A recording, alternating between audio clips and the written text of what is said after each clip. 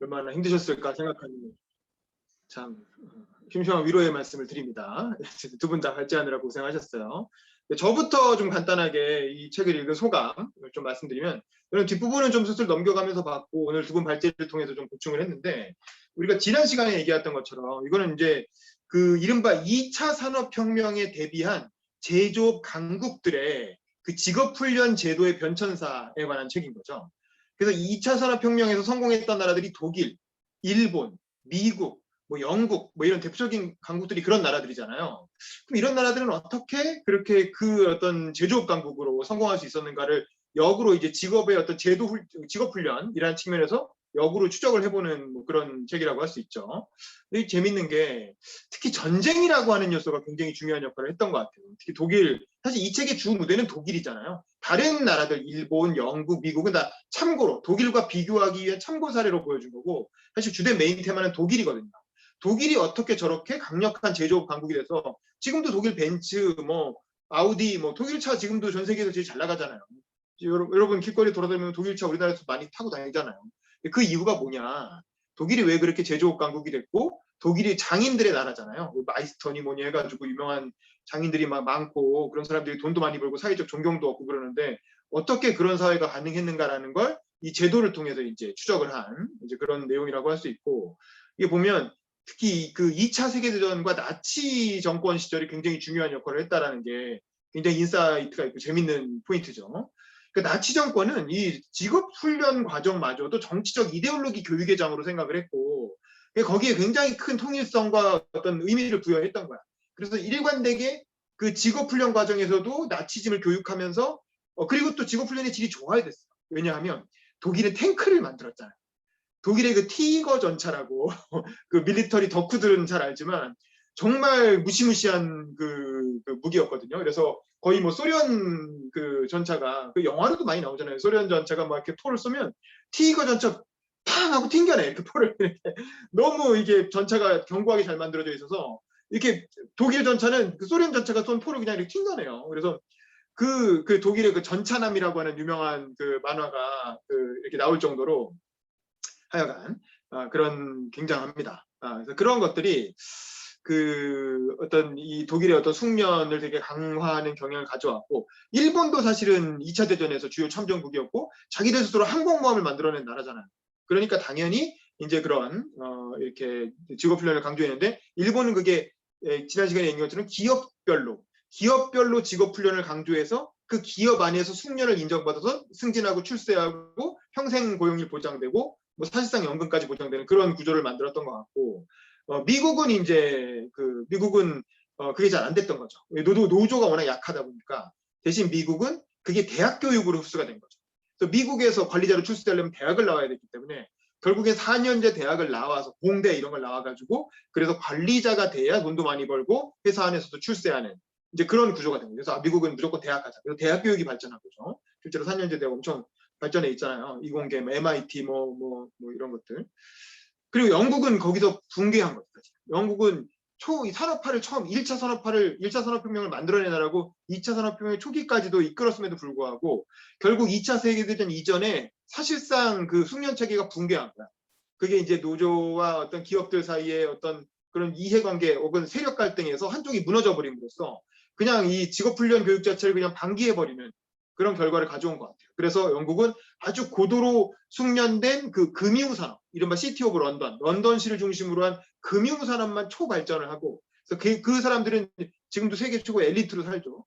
그리고 거기에 들어가지 못한 나머지 일반인들은 이제 숙련이 없으니까 그냥 막노동이나 하면서 살든가 아니면 그냥 사회 밑바닥으로 깔리는 이제 그런 양극화가 되게 심화된 거고, 그런 양극화된 사회가 보리스 존슨 같은 그 영국의 트럼프 그런 어떤 그런 극우적인 정치인을 등장시킨 거죠. 그리고 또 요즘 브렉시트 같은 그런 외국에서 보면 이해할 수 없는, 아니 저런 미친 짓을 왜 하지? 근데 그게 그래서 그런 거야.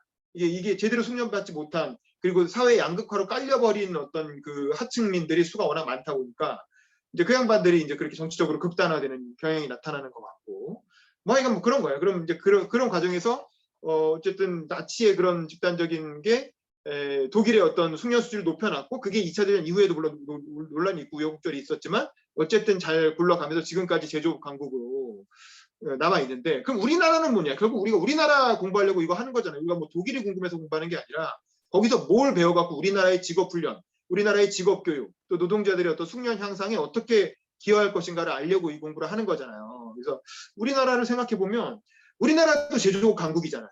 우리나라도 2차 산업혁명에 굉장히 많이 쫓아갔거든요. 그랬던 이유가 뭐냐 생각해 보면 결국 한국 전쟁의 영향인 것 같아요. 한국 전쟁 때 한국군의 트라우마가 뭐냐면 탱크 트라우마가 있어요. 왜냐면 우리나라는 탱크가 없었잖아. 북한은 탱크가 있었잖아.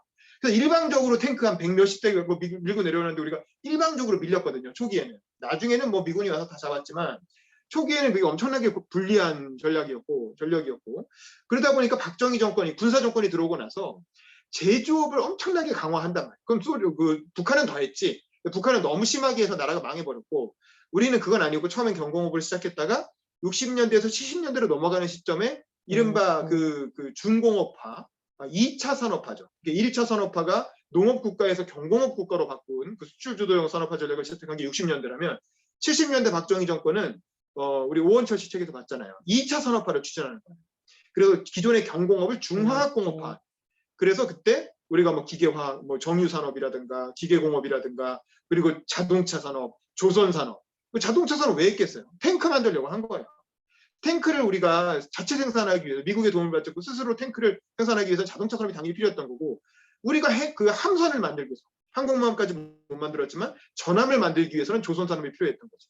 그래서 박정희 정권은 군사적 필요에 의해서 북한을 이기기 위한 군사적 필요에 의해서 제조업을 강조했고 그런 제조업을 하려다 보니까 숙련도가 높은 노동자들이 필요했던 거죠.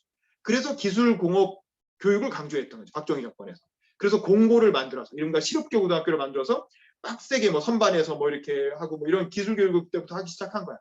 그래서 그렇게 양성된 그 학생들이 나중에 이제 그런 제조업으로 들어가서 거기서 이른바 공돌이가 돼서 우리나라의 어떤 제조업을 일으켜온 그런 역사인데 그렇게 해서 지금 우리나라가 굉장한 군사 강국이 됐잖아요. 사실상 전투기까지 만드는 나라가 됐잖아요.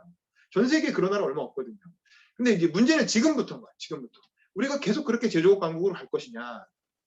87년 6월 항쟁 이후에 이 제조업 노동자들이 엄청난 파업을 해가지고 자기들이 그동안 억눌려왔던 임금 인상을 엄청나게 일으켰단 말이에요.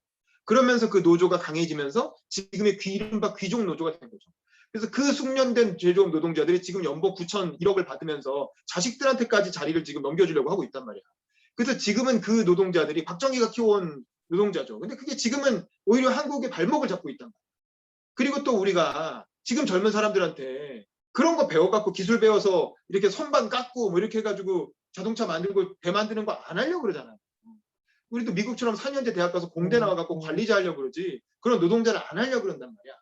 그러면 2차 산업혁명의 어떤 이게 끝나가고 지금 3차에 넘어서 4차로 가는 상황에서 그럼 우리의 직업훈련, 우리의 어떤 숙련 형성은 어떻게 할 것이냐, 어떤 방향으로 할 것이냐 이런 문제가 우리한테 남아있는 거고 결국에는 4차 산업혁명에 맞는 방향으로 해야 되겠죠. 그래서 초등학교 때 뭐 코딩 교육 많이 하잖아요. 그리고 개발자. 요즘은 이제 공돌이가 되는 게 아니라 개발자가 되는 거지. 개발자가 되는 게 이제 숙련 형성을 하는 방법인 거고. 그래서 미국으로 유학 많이 가는 이유도 MIT나 뭐 이런 데로 자꾸 유학 가는 이유도 그런 어떤 유능한 개발자가 되기 위해서 실리콘밸리로 가려고 하고 뭐 이렇게 하잖아요. 그래서 우리는 어쨌든 그런 방향으로 지금 기업들이 필요한 그리고 앞으로 우리에게 더 필요한 산업의 어떤 숙련된 어떤 그 노동자를 어떤 직업인을 키워내기 위한 그런 교육 체계가 돼야 된다. 그러려면 중고등학교 교육은 어떻게 바뀌어야 되고 대학 교육은 어떻게 바뀌어야 되고 또 기업 안에서의 어떤 직업 훈련은 또 어떻게 바뀌어야 되는가 이런 것도 사실 우리가 좀 같이 고민하고 이렇게 특히 산업 구조가 급변하는 시기에는 그런 고민을 우리가 같이 좀 해야 되는데 우리 정치가 전혀 지금 그런 걸 논의하고 있지 않다라는 게 문제죠. 지금 대선 그 주자들 20몇 명이 나와갖고 맨날 출마 선언하고 맨날 기자간담회 하는데 이런 얘기하는 거 들어본 적 있으세요? 우리 기술 교육을 어떻게 할 것인가? 우리 직업 훈련을 어떻게 할 것인가? 이런 거 전혀 대선의 아젠다도 안 되잖아요. 이런 건 전혀 사실은 그 무관심인 거예요. 무관심. 그리고 아무도 관심이 없고 그냥 누군가 알아서 하겠거니. 뭐 그런 건 기업이 알아서 하겠거니. 이제 뭐 이런 식으로 지금 흘러가고 있는 이제 그런 상황이 아닌가 싶어서 우리가 이런 것들을 어떻게 해결할지에 대해서도 같이 좀 지혜를 모아야 되는 그런 상황이 아닌가. 뭐 어쨌든 그런 생각을 해봤습니다. 저는 이 정도로 하고 일단 한 번씩 얘기를 한번 들어보도록 하죠. 먼저 우리 김보미 씨 그 음소거 잠깐 키시고 이 책을 뭐 읽으셨는지 안 읽으셨는지 모르겠으나 그냥 이 발제들은 소감이라도 한번 얘기해 보시죠. 김보미 씨. 네. 부랴부랴 책이 도착해서 읽었고요. 상당히 여기에 나오는 단어들이 생각보다 어려워서 다시 또 인터넷에서 찾아서 보는 이런 형태로 책을 읽다 보니까 빨리 이렇게 읽을 수 있는 책은 아닌 것 같고요. 제가 이제 뒤쪽 부분에 되게 많이 다가온 구절은 원래 독일 이 이원적 도제 시스템이 종말 선언하는 이제 그 논자들이 많았는데 사회, 시장, 정치, 환경 이거에 끊임없이 적응하면서 제도가 계속 바뀔 수 있다. 그다음에 안정기하고 혁신기가 있는데 이것들이 계속 제도가 이렇게 멈춰 있는 게 아니고 이거에 맞춰서 계속 제도가 바뀐다는 이런 책 내용을 좀 보고 많이 좀 느꼈고 그다음에 지금 우리나라 같은 경우에는 윤 기자님 말씀 주신 것처럼 이거를 되게 이렇게 집중 포커스를 맞춰서 말씀하시는 정치인분들은 제가 본 적이 없고 조금 뒤로 가여 있는 문제로 되어 있어요. 그래서 이 책을 좀 보면서 많이 좀 그런 문제들도 좀 심도 있게 토론을 좀 해볼 부분이다라는 생각을 좀 많이 느꼈고 우리 그 문화재 목수 뭐 이런 분들은 직업 훈련 이렇게 하시는 도제 시스템 같은 게 상당히 열악하게 되어 있어요. 그러니까 우리나라가 귀중한 것들은 1대1로 좀 장인 정신에 맞춰서 잘 맞춰서 좀 갔으면 좋겠고 혁신기가 있는 동요하는 산업들은 좀 그거에 맞춰서 또 해야 되지 않을까 이런 생각을 좀 했습니다. 네, 감사합니다. 그다음에 김선엽님 음소거 키시고 자 어떻게 지난번에 발제자였죠. 자 어떻게 들으셨는지 소감 얘기해 주세요. 들리시나요? 네, 들립니다. 네, 지금 카페라 좀 시끄러워서 죄송하고요. 지난번에 1, 2장 그리고 3, 4장은 저희가 발제를 들으면서 그 심영천 부위원장님이 그 지금 이 시대에 우리가 이런 도제 시스템이라든지 직업 훈련 시스템이라든지 비교해 볼 수 있는 수면 관련된 것이 무엇이냐 했을 때 대학이라는 얘기를 한번 하셨었거든요. 그래서 저는 어떻게 보면 그 부분이 계속 기억에 남아서 그렇다면 대학 안에서 이런 여러 가지 대학 혹은 교육 정책들에 영향을 미칠 수 있는 행위자들이 누굴까에 대한 생각을 많이 했었어요. 그 제가 작년에 이제 학부를 졸업했는데 작년에 저희 학교가 이제 이사장이 저희 학교 뭐 다른 사람한테 불법적으로 판다 이런 일이 있어가지고 뭐 학생들이 움직이기도 하고 뭐 교직원들이 하기도 하고 뭐 교수님들이 하기도 했었는데 어떻게 보면 그 과정에서 되게 다양한 그 이해 충돌들이 있었던 것 같아요. 그 교직원 혹은 교수자 입장에서는 본인에 대한 이제 고용에 대한 안정성에 대한 부분들이 있었고 학생들 입장에서는 저희가 넘어가려고 하는 재단 이렇게 좋은 그 약간 종교적인 혹은 좀 불법적인 부분이 있다고 생각하는 재단이었기 때문에 학생들 입장에서는 학교를 걱정하는 부분들이 있었고 근데 결과적으로 의사결정이 이루어진 거는 학생들이 뭐 시위도 하고 점거도 하고 했었지만 결국에는 의사회라든지 혹은 교직원들이 바라는 대로 이게 움직였었거든요. 아까 그 입장 발제해 주신 분이 말씀해 주신 것처럼 자본주의 사회에서는 가장 강력한 행위자로서 이제 자본가라고 얘기를 했었는데 대학 교육에서는 결국 그런 포지션을 결과적인 이사회라든지 혹은 교수자라든지 그런 분들이 갖고 있었다는 생각을 하게 됐었거든요. 근데 결국 그 과정에서도 다 동일한 고용주 혹은 다들 이익을 바란 고용주였지만 국가적으로 처한 상황이라든지 혹은 국가가 역사적으로 처해온 상황이라든지 혹은 국가가 이제 정책적으로 한 방향에 따라서 결과적으로는 다른 결론들이 나온 거잖아요. 그래서 결과적으로는 앞서 말씀해 주신 부분들처럼 교육 정책이라는 게 되게 중요한 부분인데 이러한 부분들에 있어서 결과적으로는 자신의 목소리를 크게 낼 수 있는 사람들이 바라는 게 결국 자신들의 이익이잖아요. 그리고 그 이익을 바라는 방향대로 하되 정부가 할 수 있는 역할은 그 사람들이 이익에 대한 부분을 강하게 강제로 하고 뭐 억지르기도 해야겠지만 그 사람들이 긍정적인 방향과 본인의 이익을 같이 챙길 수 있는 방향으로 유도하는 것이 되게 중요하다고 생각하거든요. 그래서 어떻게 보면 그 사이에서 정부가 어떻게 방향을 좀 잡고 주도권을 잡아나갈 수 있는 방식의 여러 가지 정책적인 움직임이 필요하다고 생각하는데 아직까지도 저도 이제 학교에서 아르바이트를 오래 해서 이런 생각을 많이 하면서도 그럼 결과적으로 정부가 어떤 방식으로 해야 되냐 뭐 지금 지방대가 지금 완전 날아가게 생긴 순간에서 뭐 국가적으로 지원을 해서 어떻게 살려야 되는 건지, 혹은 정말 경쟁력이 없는 학교들은 다 날려버려고 그런 식으로 해야 되는 건지에 대한 방향을 어떻게 보면 좀 더 공론화가 필요하고 서로 예의가 필요한 부분이라고 생각하는데, 아직까지는 아까 말씀하신 것처럼 뭐 대선 주자들이 교육 정책에 대해서 명확하게 꺼내놓는 것도 없고, 그리고 사실 대학생들이 그런 거에 대해서 진작에 생각하기엔 대학이라는 그 과정이 어떻게 보면 본인의 살 길을 조금 찾기 위해 너무 노력을 해야 되는 공간처럼 돼버린 것 같아서, 이런 부분들에 있어서 조금 모두가 얘기할 수 있는 환경이라든지, 혹은 그런 아젠다를 주도할 수 있는 정치인, 혹은 뭐 국회의원이 될 수도 있겠고 뭐 대선 후보가 될 수도 있겠고, 이런 걸 던져주는 사람이 방향성과 상관없이 있으면 좋겠다라는 생각을 하고, 지난번 발제 이후로 계속 생각을 하게 됐던 것 같습니다. 네, 감사합니다. 뭐 교육 정책을 내놔도 직업 교육은 거의 관심이 아니죠. 이 수능 입시 교육이 관심이고 참 문제인 것 같습니다. 그다음에 우리 정다은님도 음소거 키시고 소감 얘기해 주세요. 네, 제가 책을 안 읽고 오늘 처음으로 참가해서 이렇게 듣기만 계속 했었는데요. 경주에 몇 달 전에 기능대회를 준비하던 공고 학생이 자살하는 일이 있었어요.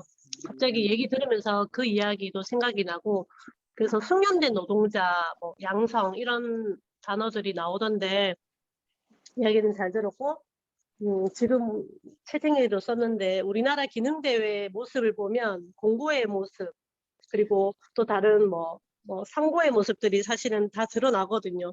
아까 지방대 소멸에 대해서 우려 말씀하셨는데, 지방대를 나오고 지방에 있는 대학원을 다니면서 느끼는 건, 이게 나를 성장시켜 줄 수 있는가. 맨날 머리를 긁어요. 학교에서 공부하는 시간보다 집에서 유튜브로 공부하는 시간이 사실은 훨씬 많습니다. 그런 상황에서 그 현실을 조금 빨리 직시를 해줬으면 좋겠어요. 신라공고 학생들은 시를 한 편도 읽지 않고 졸업을 한다고 해요. 기능대회 학생들은 국영수사과 기본적인 지식도 배우지 않는다고 해요. 그래서 많은 이론과 비전 제시와 함께 현재 우리 아이들이 처해져 있는 그 현실에 대해서 조금 적나라하게 이야기할 수 있는 시간도 좀 함께 하면 좋을 것 같아요. 너무 잘 들었습니다. 네, 감사합니다. 박정훈님 음소거 키시고 소감 얘기해 주세요. 네, 너무 잘 들었고요. 저한테는 좀 이해가 많이 힘들었는데, 윤봉희 기자님이 얘기해 주는 거에서 많이 생각이 됐었는데,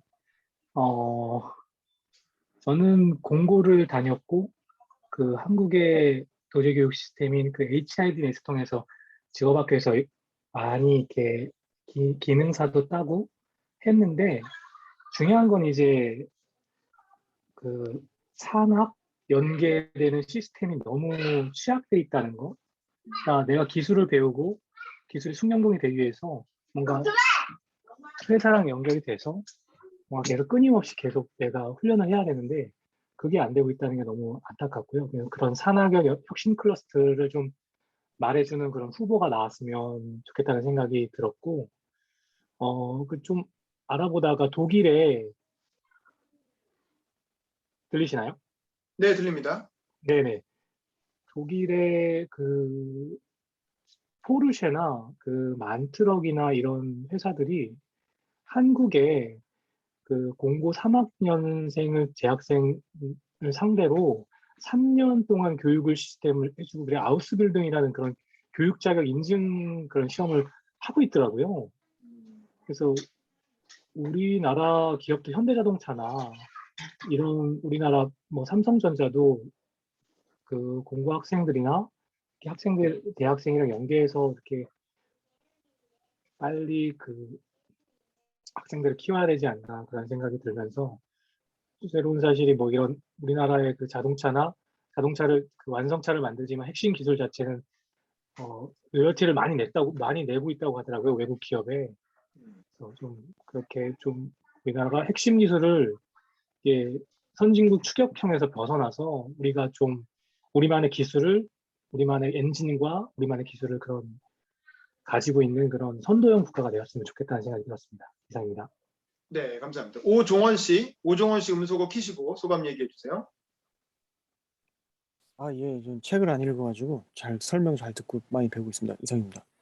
네, 민지용 비서님 음소거 키시고 소감 얘기해 주세요. 일단 책이 되게 어려웠고요.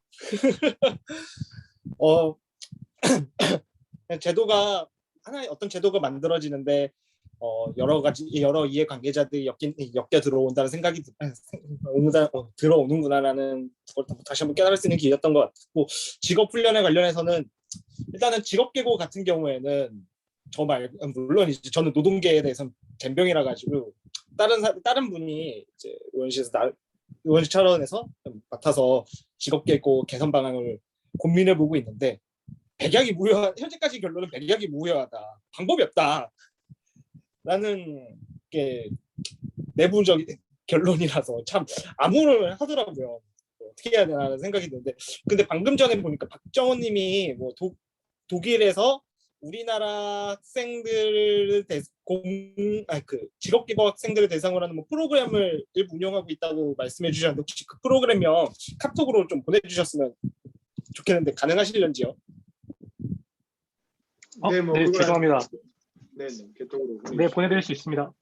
네, 그럼 한번 좀 부탁드릴게요. 좀 참고하면 좋을 것 같아가지고 말씀드렸고요. 그리고 그 교육 이제 현재 이제 노동자들이 은퇴하고 나서 우리의 이제 숙련 교육을 어떻게 할 것인가에 대해서 기자님께서 이제 뭐 교육 과정이라든지 이런 얘기도 해주셨는데, 사실 내년에 교육 과정이 바뀔 예정이에요. 교육 과정을 만들고 있는데, 그 만드는 과정에서 지금 국민 의견을 수렴한다고 지금 교육부 차원에서 토론을 하고 있거든요. 지금 그래서 단톡방에다가 포스터 하나를 올라왔는데, 지금은 교원 양성 체계 관련해 가지고 의견을 수렴하고 있고, 초등 교육 과정을 어떻게 바꿀 것인지, 그리고 초중고를 넘어서 전체 교육 과정을 어떻게 바꿀 것인지에 대해서 의견을 나오고 있는데, 한번 관심 있으신 분은 참여해 주셨으면 좋겠고, 저는 우리나라 직업교육 같은 경우에는 일단 노조 같은 경우에는 숙련도에 큰 관심이 없는 것 같고요.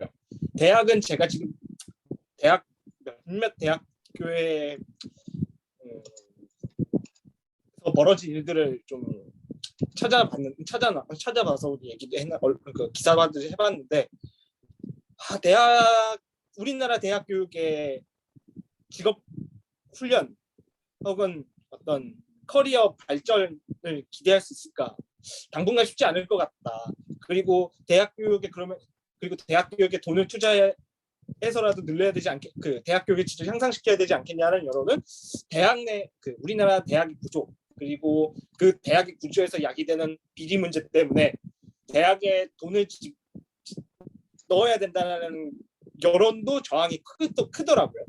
여론조사 KDI에서 조사한 결과로 기억을 하는데요.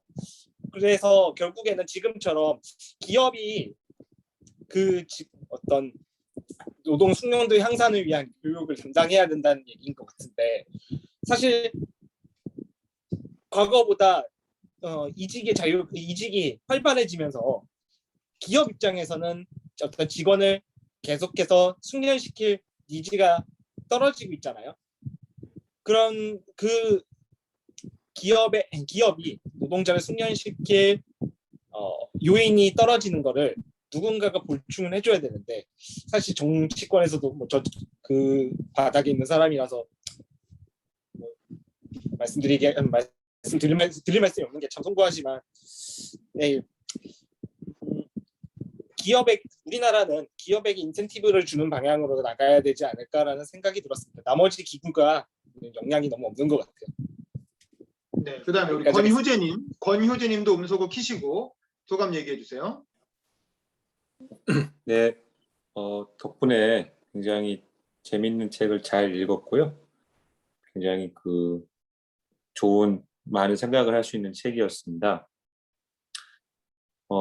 저는 이제 이 책이 다만 2000년 직전까지의 독일의 상황에서 많은 좀 얘기가 나왔다 보니까, 이건 근 20년 전 얘기고, 사실 독일도 통일 이후에 산업 기반이 많이 약해지고, 최근에는 이제 해외에서 공급받아서 독일에서 엔지니어링만 한다든지 독일에서 브랜드만 입힌다든지 하는 그런 일도 많기 때문에, 뭐 우리가 꼭 우리는 못하고 독일은 잘하고 이런 식의 생각할 필요는 없다고 생각하고요.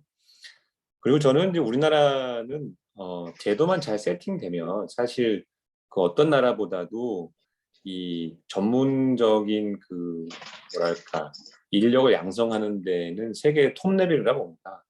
뭐 국내 여자 양궁도 그렇고 K-팝 아이돌도 그렇고 이 한번 그 체제 내에서 이런 식으로 경쟁을 하고 투자를 하면 보상을 받는다라는 게 명확해지면 그 누구보다 잘하는 나라라고 생각을 해요. 근데 지금 이슈는 이 책에도 나오는 얘기지만 숙련을 위해서 개인이 장기간 이제 시간과 노력을 투자를 하는데 그것이 향후에 보상을 받는다라는 확신이 있어야 되고 그 메커니즘을 국가가 체계를 만들어 돌려줘야 되는데 그 부분에 있어서 성공한 나라도 있고 실패한 나라도 있다. 우리나라는 산업공상의 전통도 강하고 손에 이제 이렇게 기술을 숙련하는 것에 대해서 아직도 사회적으로 확신이 없고 개인적으로 확신이 없고 사람들이 확신이 없고 그런 그 고숙련 장인에 대해서 이제 어떤 보상 체계도 없다 보니까 그런 약점이 있는데 정치권에서 혹은 이제 이해관계자들이 어떻게 하면은 그런 것들을 체계적으로 투자한 만큼 보상을 받을 수 있을까 고민을 해서 제도를 만들면 좋을 것 같고요. 저는 이제 기업에서 일하는 사람으로서 이제 뭐 그런 기계를 만드는 건 아니지만 저는 이제 지식 노동자이고 지식 노동자들과 같이 일을 하고 있는데 사실 이제 신입 사원들이나 중견 사원들 보면은 숙련도가 많이 떨어져요. 지식 노동자로서의 숙련도. 그건 뭐냐면 어떤 주제에 대해서 자료를 찾고 논지를 세우고 분석을 하고 방향을 제시하고 토론을 하고 하는 것들이 굉장히 기본적인 역량인데 그런 것들이 고등교육에서 준비가 안 돼 있고 첫 번째. 두 번째는 학교를 졸업한 다음에 계속 공부를 해야 되거든요. 왜냐하면 세상이 계속 바뀌고 주제가 계속 생겨납니다. 그러면은 계속 책을 읽고 토론을 하고 자신의 의견을 견지하고 수정하고 해야 되는데 그런 노력을 하는 사람들은 제가 볼 때 거의 없어요. 그냥 뭐가 유행한다 하면은 뭐 그런 거 하다가 자격증을 자격증을 따는 게 중요한 게 아니고 자격증을 딴 다음에 계속 자신의 역량을 길러야 되거든요. 저는 이제 이런 모임에서 토론을 하는 것도 자신의 역량을 길러가는 거고 요즘은 너무나 이제 좋지 않습니까? 뭐 페이스북도 있고 여러 가지 좋은 플랫폼이 많기 때문에 지식 노동자로서 숙련도 높이는 것도 누구나 할 수 있는 일이다. 다만 그러면 지식 노동자로서 고숙련자라는 거를 누가 인증을 해주고 인증된 사람에 대해서 정부나 기업이나 사회가 체계적으로 보상을 해주느냐 사실 그런 건 전혀 없거든요. 그러다 보니까 오히려 뭐 이 책 자체는 기술 숙련도만 따지지만 요즘은 또 지식 노동자나 IT도 중요하기 때문에 그런 전반적인 숙련을 도대체 어떻게 유도하고 인증을 하고 보상할 것인가에 대해서 제도를 좀 만들어가면 좋겠습니다. 감사합니다. 네, 감사합니다. 다음 우리 발제자분들 얘기 들어볼게요. 김도희 씨부터. 김도희 씨 음소거 키시고 소감 얘기해 주세요. 네, 일단 저도 오늘 발제 준비하면서 사실은 책이 많이 어려웠는데 그래도 되게 많이 노력해서 읽고 이제 이해를 하려고 할 수 있어서 좋았고요. 그리고 방금 이제 다른 분들 소감 들으면서 저도 느낀 게 그런 숙련 시스템이라는 게 항상 꼭 그렇게 어떤 형태를 띄어야 한다기보다는 그런 그러니까 사회적으로 청소년들이 뭔가 자기가 자기만의 그런 목표를 가지고 자기만의 그런 보상 방법 같은 거를 이제 마련을 하고 스스로 뭔가 새로운 그 도전을 이제 추구하도록 그런 마음가짐을 가지도록 이렇게 하는 그런 시스템, 그러니까 역으로 보자면 그런 항상 꼭 독일처럼 꼭 형태를 띄어야 되는 게 아니라 그런 식으로 아이들의 그런 그 생각 방식이라든지 그런 부분에 좀 더 이제 영향을 줄 수 있는 그런 프로그램이 있으면은 참 좋겠다는 생각이 들었고, 저는 이제 20대 제 나이 또래 사람들을 이제 뭐 대표를 해서 얘기를 하자면 되게 많은 사람들이 요즘은 이제 온라인으로 다 연결이 돼 있고 소셜 미디어 상에서 서로의 그런 그러니까 어떤 생활을 하고 있는지, 뭐 자신이 어떤 심리적 상태에 있고 자기가 어떤 생활을 보내고 있는지에 대해서 서로가 되게 잘 알고 있는 세상에서 되게 경쟁도 그만큼 치열하다고 느끼고, 근데 이제 소셜 미디어라는 플랫폼이 되게 저희 세대에는 되게 많은 도움이 되는 게, 소셜 미디어라는 뭐 포스트 하나의 게시물이라든지 하나 올리는 것마다 그게 자기에게 증명이 되고 다른 사람한테 그거를 보여주려는 노력이 스트레스로 이어질 수도 있겠지만, 그걸로 인해서 자기가 보상을 받는다는 생각을 되게 많이 하게 되면서 소셜 미디어에 의존을 하면서 그걸로 이제 어떤 인센티브를 가지고 노력을 할 수 있는 그런 뭔가 분위기가 조성이 되어 있는 것 같아요. 그래서 소셜 미디어 때문에 스트레스를 받고 심리적으로 부담을 받는 것도 맞는 말이지만, 소셜 미디어에 예를 들어서 자기가 책을 읽는 습관을 들이고 싶다. 그러면 매주 화요일에 새로운 책을 올리겠다. 이렇게 얘기를 하면은 그거 그만두기 쉽지 않거든요. 그런 식으로 그런 부담을 잘 응용을 하면서 자기가 어떤 방향으로 내 삶을 유도하고 싶은가에 대한 그런 확실한 생각을 가지고 있으면은 자기 주변에 있는 그런 모든 기회를 잘 활용을 하고 뭔가 효율적으로 이제 사용을 할 수 있다고 생각을 해서, 그런 부분에서 숙련 시스템이라는 게 어떻게 보면은 꼭 그렇게 복잡하고 어려운 개념이 아니라 뭐 소셜 미디어와 같이 뭔가 우리 생활 속에 이미 있는 것으로 그런 뭔가 방향성을 추구를 하는 그런 게 앞으로는 생기지 않을까라는 생각을 하면서 다른 분들의 소감을 들어봤습니다. 감사합니다. 네, 우리 최호진 씨도 음소거 키시고 소감 얘기해 주세요. 네. 저도 구직자로서 그 직업 훈련이랑 노동시장이 제가 정말 당사자이기 때문에 이걸 객관적으로 볼 수 있는 기회가 많이 없었습니다. 이 책을 빌어서 뭔가 거시적으로 객관적으로 볼 수 있어서 굉장히 뜻깊었고요. 저는 지난해에 한 6개월 정도 직업 훈련을 받은 경험이 있습니다. 그 4차 산업혁명 선도 인력 양성 과정이라는 그 정부가 이제 기업에 위탁 교육을 줘서 내일 배움 카드랑 연계하는 과정이었는데, 거기서 이제 여러 가지 프로그램들이 있었고, 뭐 빅데이터 분석, 뭐 IoT 이런 뭐 인공지능 여러 가지 과정이 있어서, 저도 문과생이지만 인공지능이랑 빅데이터 분석, 프로그래밍 이런 쪽의 과정을 6개월 동안 들어서 굉장히 시야가 넓어지고 정말 기회와 가능성이 조금 더 넓어지는 기회여서, 아예 우리나라의 직업훈련 제도가 아예 전무한 상황은 아니고 저는 굉장히 유의미한 경험이었거든요. 그게 이제 K 디지털 트레이닝이라는 이름으로 지금 바뀌어서 뭐 네이버나 등등 이제 좋은 기업들에서도 연계돼서 많이 되고 있는데, 제가 한 가지 아쉬웠던 점은 이게 왜 대학 교육 혹은 그 이전에 고등학교 좀 더 어렸을 때 이런 경험을 갖지 못했을까? 왜 이게 너무 아쉽더라고요. 근데 다시 한번 생각을 해 보니까 그런 경험이 아예 없진 않았었던 것 같아요. 뭐 대학에서도 연계 전공, 저도 이제 대학 졸업한 지가 꽤 됐지만 저 때도 그래도 있었거든요.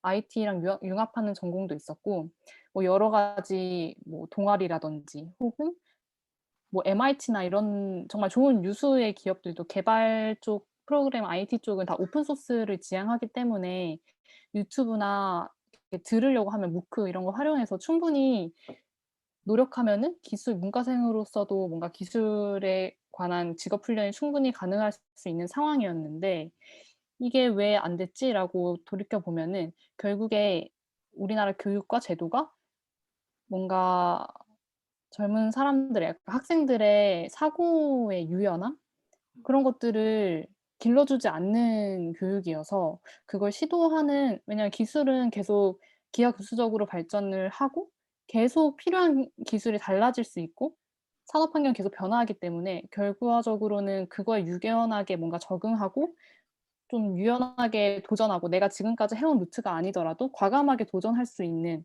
그런 시행착오를 어느 정도 충분히 견뎌줄 수 있는 제도나 뭐 샌드박스 이런 것도 필요하겠지만, 결과적으로 뭔가 그 스킬을 가르쳐 주는 것보다 사고를 확장시키고 유연하게 도전할 수 있는 그런, 좀 추상적이지만 그런 뭐라고 해야 될까요? 스킬이 아닌 어떤 내적인 무언가를 다져주는 그 힘을 길러주는 게 교육에서 정말 필요한 역할이라고 생각했습니다. 너무 추상적이죠. 네, 이상입니다. 네. 그리고 마지막으로 우리 최명천 부원장님 말씀을 듣고 마치도록 하겠습니다. 예, 저 처음으로 집에서 하는데요. 반갑습니다. 그리고 발제하신 도희 씨는 오늘이 처음 발제 아닌가요? 맞죠? 예, 네, 도희 씨 맞아요. 도희 씨가 아시는 분들은 알겠지만 일본에서 계속 살다가 올해 처음으로 한국에 오신 거예요.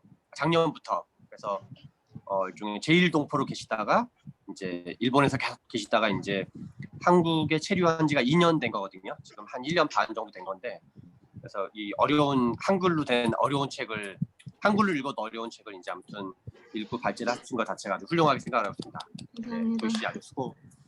호진 씨도 고생을 많이 했지만 도희 씨가 특히 더 이제 고생을 많이 했을 것 같고요. 제가 뭐 하나는 제가 이제 그 사회과학에는 관심이 많지만 자연과학을 잘 모르는데 최근 몇 년간 자연과학 책들을 좀 봤었어요. 그 중에 자연과학에서 엄청나게 영향을 많이 미친 것 중에 하나가 진화론이에요.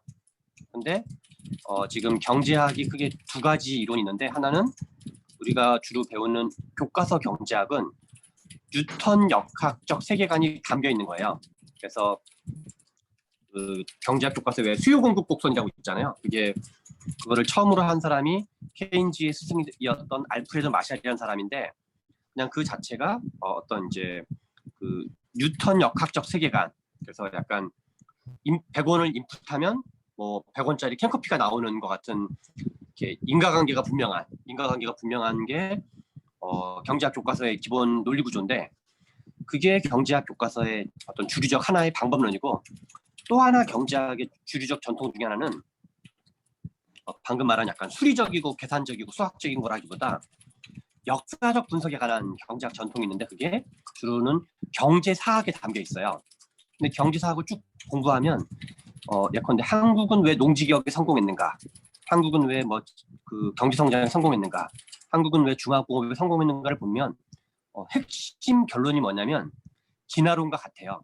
그 중에 하나가 환경 변화가 있고, 여러 가지 환경적인 변화가 있고, 그다음에 여러 가지 국제 정치적 지형이 있고, 그 속에서 또 이제 정치적 행위자들이 있고, 또는 정치적 행위자 안에 뭐 노동도 있고 자본주의도 있고, 그래서 여러 가지, 그러니까 환경 변화와 주체의 대응이 막 맞물리는데 그 사이에 우연적 운치 기삼들이 막 섞여 있는 거죠. 그래서 이 책이 말하고 있는 제도는 어떻게 진화하는 거랑 자연과학의 진화론은 실은 논리 구조는 거의 비슷해요.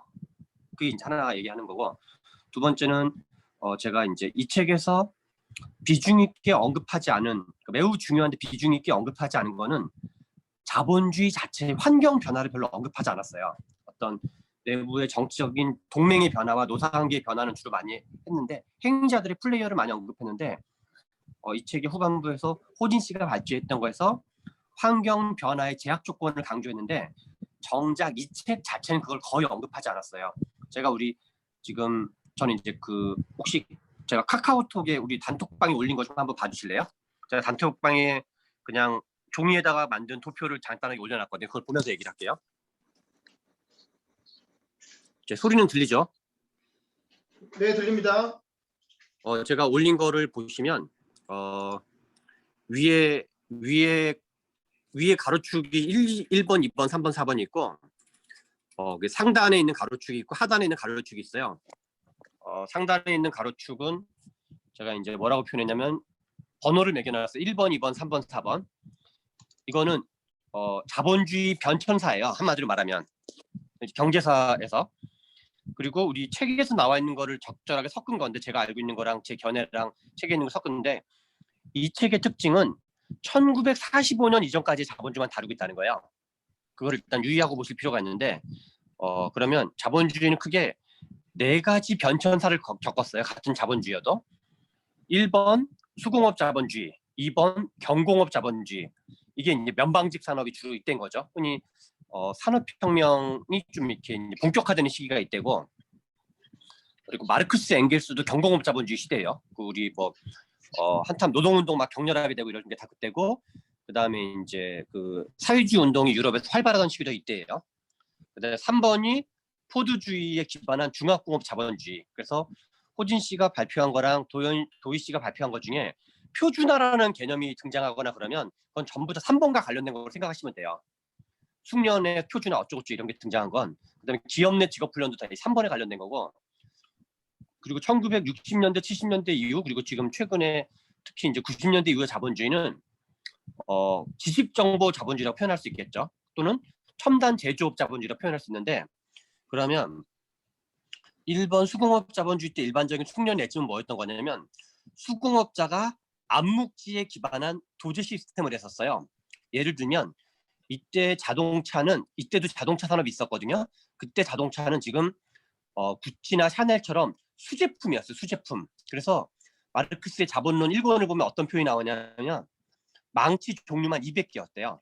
왜냐면 표준화가 안 돼 있기 때문에 자동차 부위별로 망치가 다 달랐던 거예요. 뭐 우리 지금 골프채 종류가 되게 여러 가지잖아요. 골프채가 그 어떤 거는 뭐 이렇게 저는 이제 골프를 전혀 모르기 때문에 그런 것처럼 그 치는 방법론과 그 부위에 따라서 망치가 다 달랐던 거죠. 이게 이제 일종의, 그러니까 완전히 암묵지의 세계였고, 그래서 이게 이제 도제 시스템이었던 거고, 두 번이 이제 경공업 자본주의여서 이때가 우리 책에서는 크래프트 유니언이라고 나오는 게 직종별 노조 또는 직종별 협회에 가까운 개념이거든요.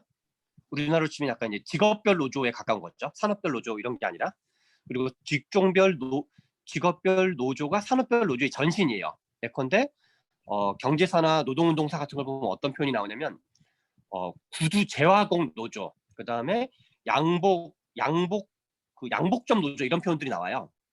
그때는 이제 면방직 산업에 기반해서 그런 산업의 비중이 컸기 때문에 이게 이제 경공업 자본주의가 자본주의 역사로 치면 한 1800년대 초중반부터 1800년대 말 정도까지가 이 경공업 자본주의예요. 이때 노동운동 형태는 주로 폭동이었던 거죠. 노동조합이, 그리고 노동자가 인구의 다수가 아니었어요. 이때까지만 해도 심지어 공업화가 제일 발달한 영국조차도 전체 노동자가 인구의 40%가 안 됐거든요. 그 농민이 더 많았던 시대죠. 그리고 3번 포드주의 중화공업 자본주의가 되면 이때 비로소 산업별 노조가 본격화되고, 이때는 이제 숙련을 형성하는 방법이 부분적으로 기업 내 직업 훈련이 등장을 하는 거고, 그리고 이때부터 이제 학교의 역할을 등장을 하는 거죠. 이게 초등학교, 중학교, 고등학교까지인 거죠. 우리나라 역사로 치면 2번에서 3번으로 넘어갈 때 공업 고등학교가 활성화된 거죠. 우리나라로 치면. 그리고 이제 그 직업 왜 기능 올림픽 대회 같은 것도 다 이제 2번, 3번 중간 정도 있는 거고, 4번으로 가면 지식정보 자본주의인데, 예컨대 삼성전자에 근무하는 사람 중에서 제가 정확한 수치는 아닌데 300 내지 500명이 박사들이에요. 그러면 저는 아까 전에 윤범기 기자님이나 다른 분이 얘기한 것 중에 숙련이라는 개념을 공업고등학교 중심으로 사고하면 절대 안 되는 거예요. 제 생각엔. 그러니까 그 경제발전 단계에서 공업고등학교 중심의 숙련이 있고, 그러니까 전문대 중심의 숙련이 있고, 공업대학교 중심의 숙련이 있고, 석사, 박사 과정의 숙련이 있다는 거죠. 그거는 그 사회의 경제발전의 단계라든가 그 산업구조의 고도화 단계랑 연동돼 있는 거지. 우리나라 반도체 산업은 지금 나노 수준의 그거를 메모리 반도체를 한다고 하기 때문에 한국에서 반도체 산업을 하는 건 공업고등학교를 하고 하는 건 불가능한 거예요. 그래서 한국에서 반도체 산업을 한다는 거는 일단 물리학에 대한 기본 이해가 없으면 불가능한 거거든요. 그리고 여러 가지 전자공학에 대한 이해라든가 이런 게 없으면 불가능한 것처럼 한국의 13개 수출 주력 품목들이 있는 석유화학, 반도체, 그리고 수소, 전기차도 마찬가지인데 이런 그 자연과학적 베이스가 없으면 불가능한 거거든요. 그래서 한국의 숙련 체제는 지금 이제 이거 화면 바꿔도 되는데요. 전체 그냥 화면을 바꿔도 되는데요. 한국의 숙련 체제는 한국이 1인당 5,000달러에서 10,000달러일 때는 공업고등학교와 공업대학교가 역할을 하던 숙련 체제인 거고, 지금은 우리나라는 1인당 32,000달러 언저리 되는 건데, 이거는 삼성전자, 현대차, 뭐 LG 솔루션 이런 그러니까 연료전지 배터리에서 실은 자연과학과 공학 기술을 전제로 한 거고, 이런 걸 좀 염두에 둘 필요가 있다는 거. 그래서 환경 변화, 다시 말해서 여기서 환경 변화란 자본주의의 기술 베이스 변화와 연동해서 숙련은 같이 변화되어야 되는 건데, 지금 한국 사회 본질적 그러니까 이 숙련과 관련된 문제는 호진 씨가 했던 질문도 되게 중요한 질문인데 호진 씨가 4차 산업혁명과 관련된 걸 배웠는데 엄청 도움이 되는데 왜 기존 교육은 안 가르쳤냐? 기존 교육의 공급자들이 그걸 반대하는 거예요. 우리 책에서 보면은 크래프트 유니온의 반대나 수공업자들의 도제 시스템을 경영자들이 착살냈다는 표현이 나오거든요. 왜냐하면 기존 체제의 주도권 집단은 언제나 기존 체제가 유지되길 원하게 돼 있어요. 새로운 체제로 바뀌는 걸 원하지 않거든요. 근데 그게 노동일 때도 있고 자본일 때도 있고 둘 다일 때도 있는 거예요. 예컨대 수공업 자본주의 때는 그 수공업자와 수공업에서 배우는 사람들은 수공업 자본주의 때는 그 장인과 도제는 그 시대를 원하는 거거든요. 그 체제를, 기체제가 유지되기를. 경공업 자본주의는 경공업 자본가랑 경공업 노동자는 도제 시스템을 반대하는 거거든요. 그래서 예를 들어서 경제사에서 포드주의가 본격적으로 도입되는 건 1900년에서 1930년대 사이인데 미국에서 포드주의가 도입된 배경 자체가 그 원래 경제사에서 노동 귀족은 지금으로 치면 의사들이랑 비슷한 건데 워낙 자기네가 고도의 그 도제 어떤 마스터 기술을 갖고 있어가지고 일주일에 3일 또는 4일밖에 일을 안 했다는 거고 그 사람들이 반대하면 안 되는 거예요. 그래서 포드가 자동차 회사를 기계화를 한 이유는 걔네가 너무나 고비용 저효율이기 때문에 그 어떤 마스터의 장인들의 그 저항을 뚫기 위해서 기계화와 어떤 그 표준화 작업을 한 거거든요. 그리고 테일러리즘도 마찬가지인 거죠. 노동 과정을 단순화시킨 과정이. 그래서 포드주의, 그러니까 테일러 포드주의가 관철됐기 때문에 테일러 포드주의의 도입과 같은 말의 다른 표현은 뭐냐면 마스터 체제를 작살내는 거예요.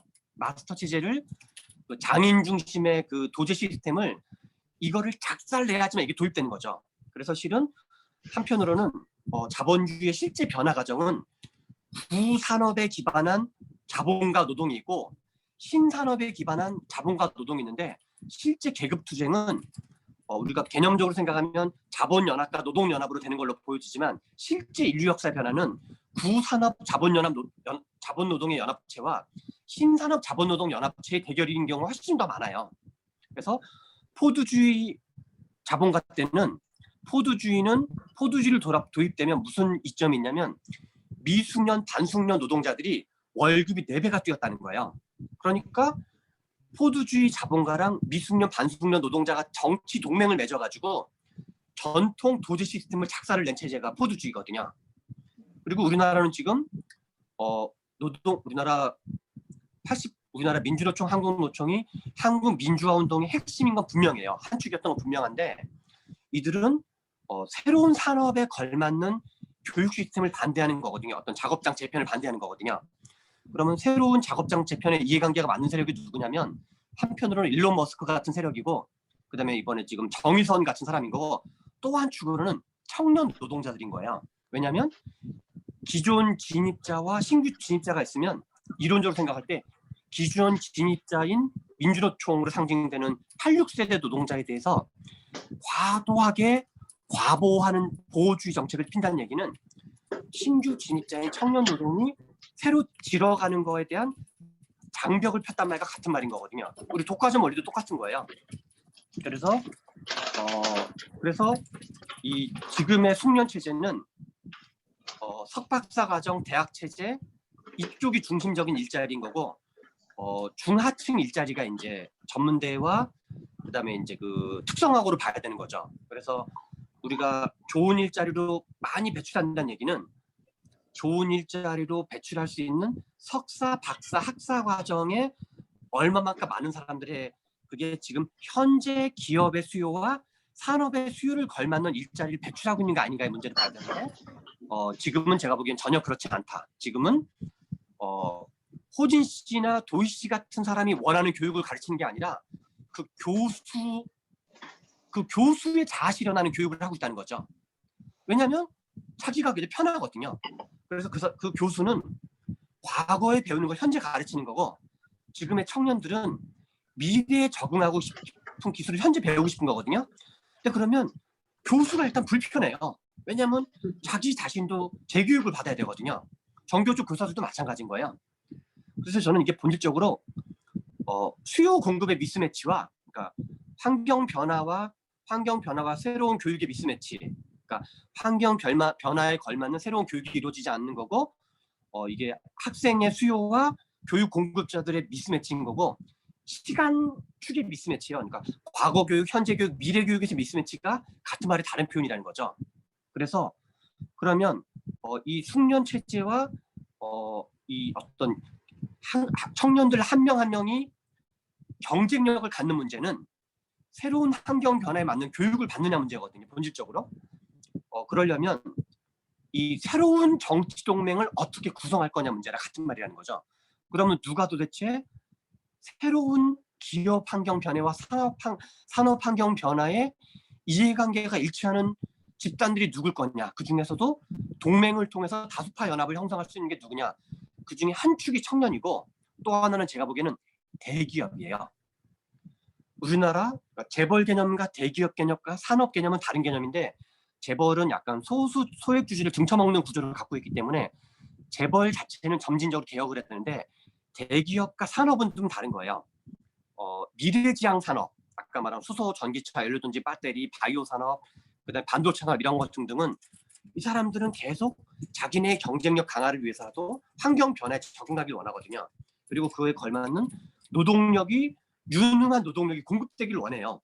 근데 대학교는 그거에 관심이 없어요. 그래서 교육 체제의 변화와 청년들의 지금 어떤 일자리 경쟁력을 갖는 거랑 이 동맹을 재편하는 것 같은 말에서 제가 생각하는 대안은 우리 포스코 포항공대 있잖아요. 포항공대라는 게 포스코가 만든 대학이 포항공대거든요. 제가 생각하는 대안은 숙련 형성 3분직이에요. 지금은 대학교만 대학 교육을 담당하고 있는데 얘네들은 단기 안 바뀐다는 게 제 생각이에요. 그래서 하나는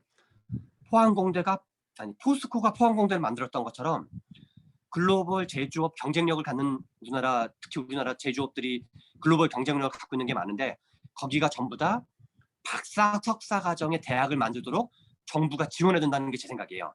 그래서 삼성 반도체 공대, 현대 전기차 공대, 그리고 SK 이노베이션 공대, 그리고 뭐 LG 석유화학 공대 이런 걸 만들어서 그냥, 왜냐하면 기업은 경쟁력 없는 거를 만들래야 만들 수가 없거든요, 자기네는.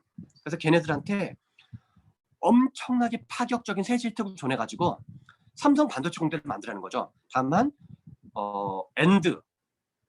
사회통합적 가치를 반영하기 위해서 지역 쿼터제 또는 계층 쿼터제를 일정 정도 도입하면 좋겠다.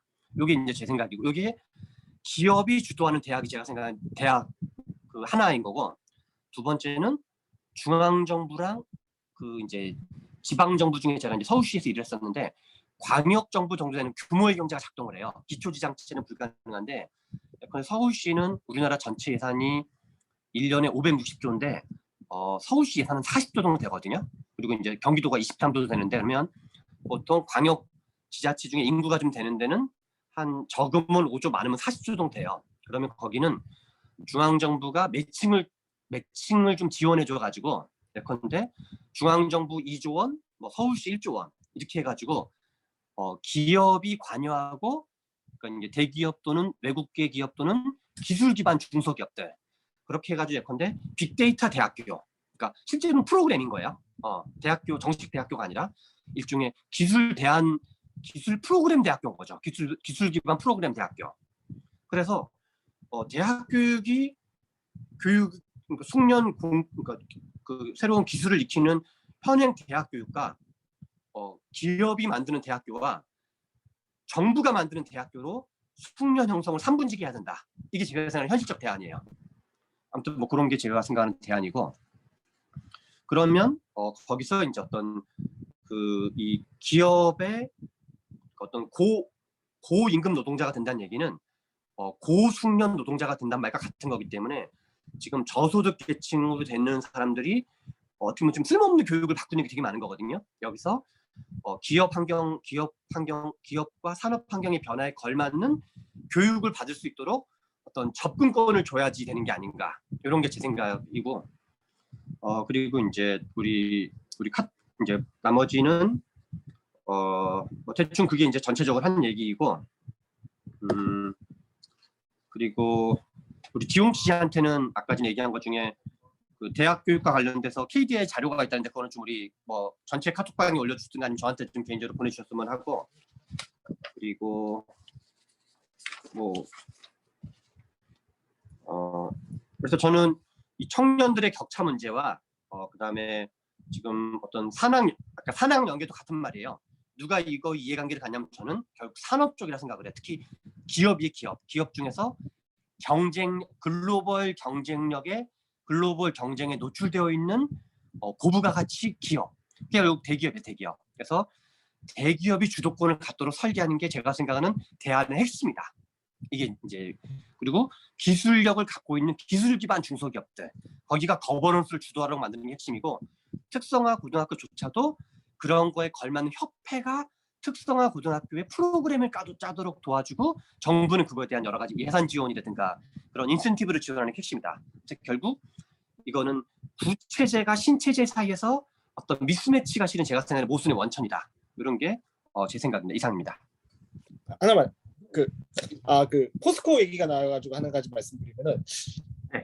포스코는 사실 대학에 운영하고자 하는 의지가 많이 없다는 게 요즘 많이 노출이 되고 있어가지고 대학을 기업이 직접적으로 운영하는 것보다는 사실 기존에 있는 사립대학들도 돈에 굉장히 취약하거든요. 그래서 기존에 있는 대학들도 있던보다 그 성균관대 반도체 시스템 공학과라든지 이런 계약학과들이 있거든요. 그런 계약학과들의 확대가 좀 더 맞지 않을까. 그리고 계약학과의 확대되려면은 필연적으로 우리나라는 특히 수도권 대학들은 대학의 정원이 정해져 있어요.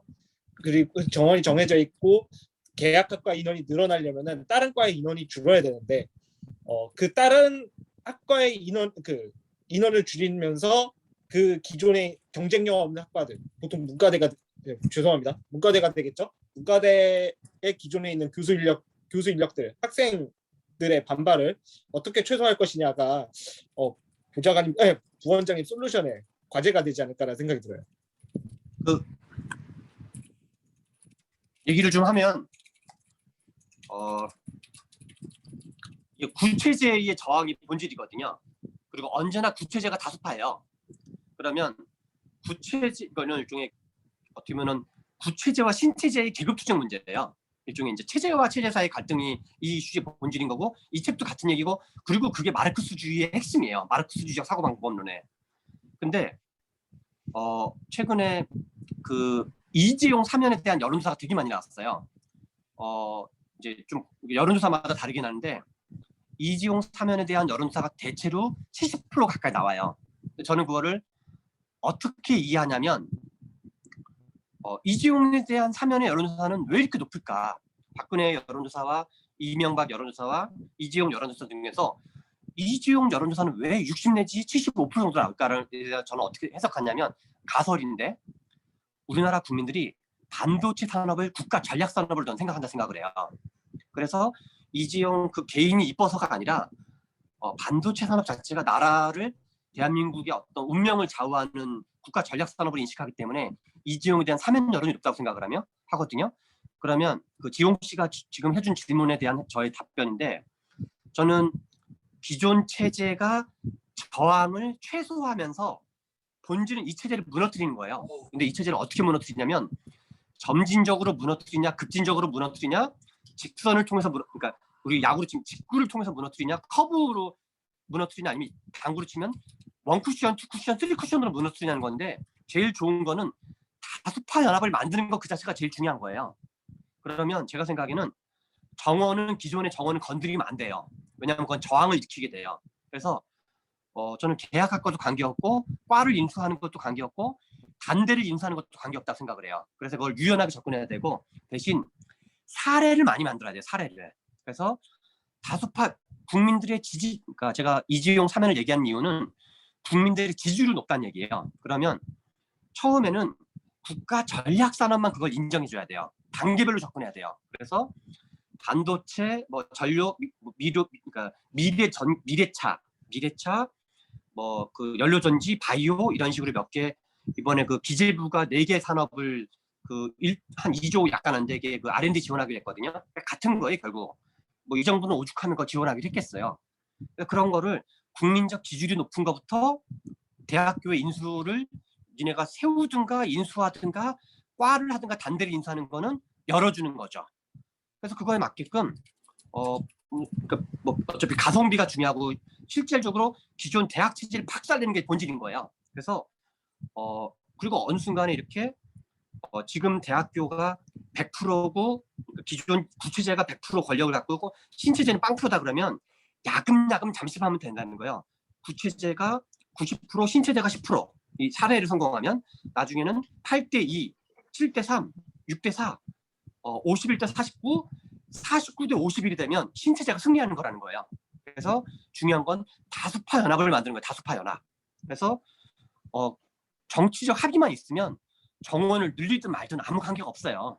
그래서 이렇게 대기업이 인수하는 미래 고부가 가치 산업에 대해서는 정원을 예외로 한다. 대신 중국인을 쓰면 안 된다. 중국 학생은 안 된다. 그리고 계층 할당제를 해야 된다. 5%가 됐건 20%가 됐건 계층 할당제나 지역 할당제는 사회통합적 관점에서 도입해야 된다. 그럼 몇 가지 대신 엄청나게 파격적인 세제 혜택을 주는 거죠. 대기업 입장에서 안 하면 손해볼 정도의 파격적 세제 혜택. 그러면 이제 청년들도 좋아하고 대기업도 좋아하고 저는 국민들도 합의할 가능성이 높고 국민들이 합의하도록 제도를 설계할 때부터 국민들이 합의 가능하도록 설계된다는 거죠, 제 얘기는. 그런 식으로 이제 지용 씨 얘기를 답변할 수 있다고 생각하는 거죠. 네, 알겠습니다. 네, 그럼 오늘 스터디는 여기서 마치도록 하고 우리 다들 비디오 좀 잠깐 켜주세요. 우리 사진 한번 찍고 마치겠습니다. 자, 화면 좀, 비디오 좀 잠깐 온으로 바꿔주십시오. 고종원 씨, 박정훈 씨, 김보미 씨도 가능하시면 비디오 켜주시고 안 되면 뭐 무리하실 건 없고요. 자, 준비. 자, 하나, 둘, 셋. 그리고 우리 그 민종 비서님도 한번 찍어주세요. 이게 안 찍힐 때가 많아가지고 민종 비서님도 한번 찍어주세요. 자, 하나, 둘. 네, 찍었어요. 네, 찍었어요. 수고하셨습니다. 네, 자, 수고하셨습니다. 그러면 다음 주는 특강이죠? 다음 주하고 다다음 주는 연달아 특강을 하는 걸로 알고 있는데, 자, 그럼 다음 주 특강 때 또 뵙도록 하겠습니다. 수고하셨습니다. 수고하셨습니다. 사진 찍은 것 좀 보내주세요. 네. 수고하셨습니다. 수고했어요.